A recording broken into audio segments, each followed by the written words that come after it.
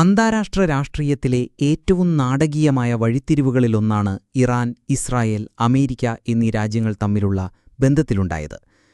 ഒരു കാലത്ത് തന്ത്രപരമായ സഖ്യകക്ഷികളായി പരസ്പരം താങ്ങും തണലുമായി നിന്ന ഈ മൂന്ന് ശക്തികൾ ഇന്ന് പശ്ചിമേഷ്യയിലെ ഏറ്റവും വലിയ ശത്രുക്കളായി മാറിയിരിക്കുന്നു.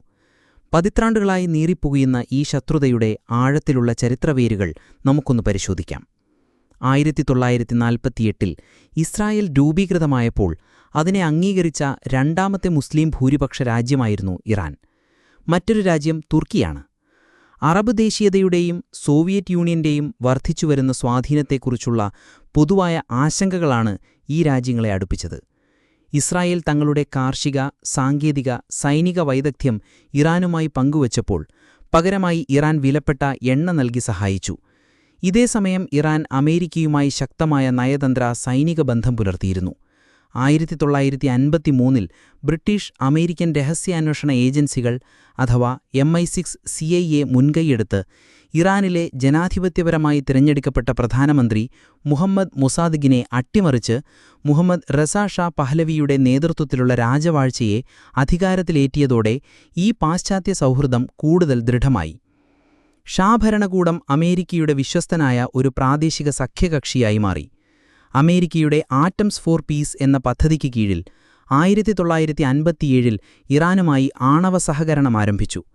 ഇതിലൂടെ ഇറാനിലെ ശാസ്ത്രജ്ഞർക്ക് അമേരിക്കയിൽ ആണവ വിദ്യാഭ്യാസം നേടാനും തെഹ്റാനിൽ ഒരു ഗവേഷണ റിയാക്ടർ സ്ഥാപിക്കാനും സഹായം ലഭിച്ചു.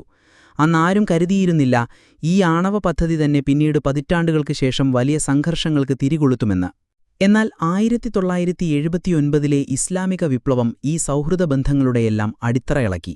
ഷാ ഭരണകൂടത്തെ അട്ടിമറിച്ച് ആയത്തുള്ള റുഹുള്ള ഖൊമൈനി പരമോന്നത നേതാവായി.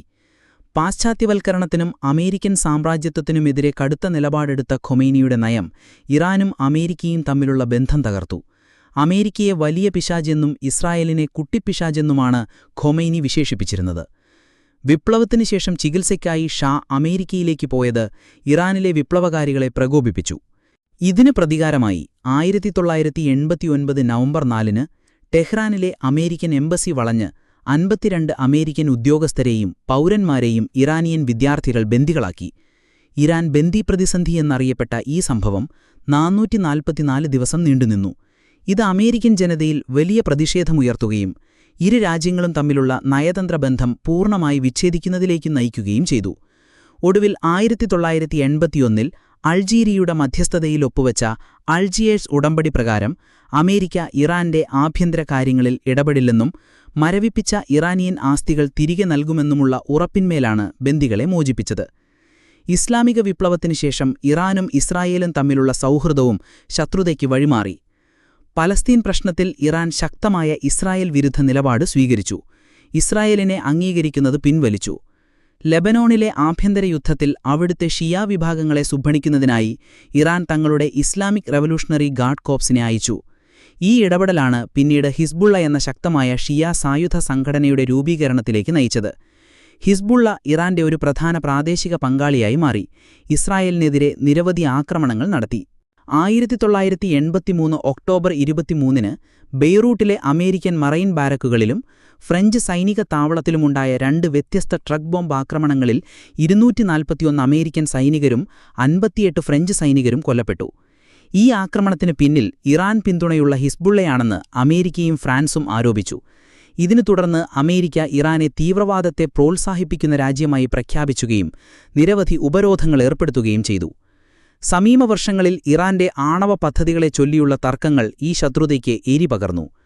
ആണവായുധം നിർമ്മിക്കാനുള്ള ശേഷി ഇറാൻ കൈവരിക്കുന്നത് തങ്ങളുടെ നിലനിൽപ്പിന് ഭീഷണിയാണെന്ന് ഇസ്രായേൽ കരുതുന്നു.